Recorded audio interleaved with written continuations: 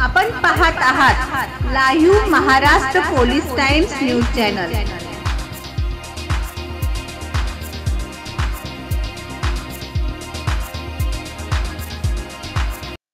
महाराष्ट्राचा बुलंद आवाज लाईव्ह महाराष्ट्र पोलीस टाइम्स लोकशाही मार्गाने सार्वभौमत्व टिकवणे व सर्वसामान्यांना न्याय मिळवून देणारे, अन्यायावरती मात करणारे एकमेव लाईव्ह महाराष्ट्र पोलीस टाइम्स, लोकशाहीचा बुलंद आवाज व महाराष्ट्राचा। पुरुषांमध्ये का नष्ट होत आहेत वाय क्रोमोसोम्स? शास्त्रज्ञांनी सांगितलेली माहिती जाणून घ्या। येत्या काही वर्षांमध्ये मानवजातीच्या भविष्यामध्ये अनेक बदल होण्याची शक्यता आहे।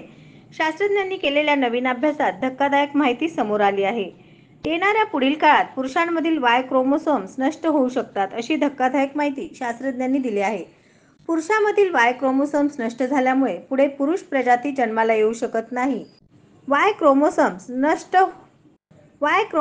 नष्ट होण्यास सुरुवात झाल्यामुळे केवळ मुलीच जन्माला येतील अशी भीती व्यक्त करण्यात आली आहे। मानव आणि प्राण्यांमध्ये वाय क्रोमोसोम्स हे फार महत्त्वाचे असते, पण हळूहळू हेच गुणसूत्र कमकुवत होत चालल्यामुळे काही वर्षांमध्ये वाय क्रोमोसोम्स नष्ट होऊ शकतात। 2 वर्षांआधी करण्यात आलेल्या संशोधनामध्ये 2 उंदरांनी आपले वाय क्रोमोसोम्स गमावले आहे। पुरुषांच्या शरीरात असलेले वाय क्रोमोसोम्स माणसाच्या आनुवंशिक संरचनेत एक्स गुणसूत्रासह कार्य करत असतात।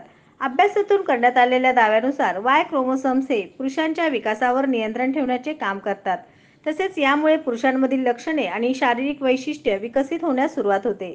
मानवी शरीरात महिलांमध्ये 2 गुणसूत्र आढळून येतात, तर पुरुषांमध्ये एक्स आणि वाय गुणसूत्र आढळून येतो।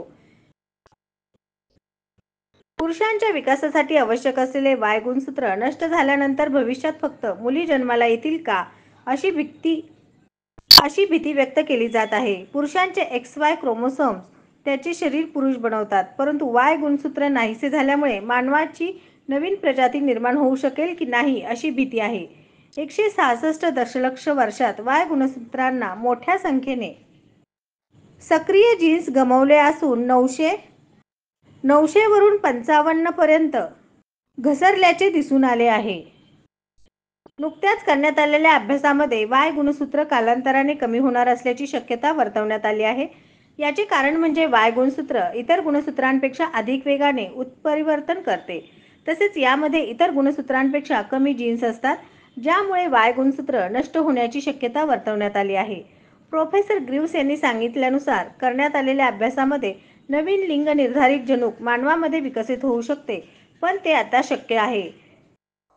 नवीन लिंग निर्धारित जनुक विकसित करणे देखील धोकादायक ठरू शकते। जगाच्या विविध भागामध्ये विविध प्रकारचे लिंग निर्धारित जनुक विकसित होण्याची शक्यता आहे, असे प्रोफेसर ग्रीव्स यांनी सांगितले।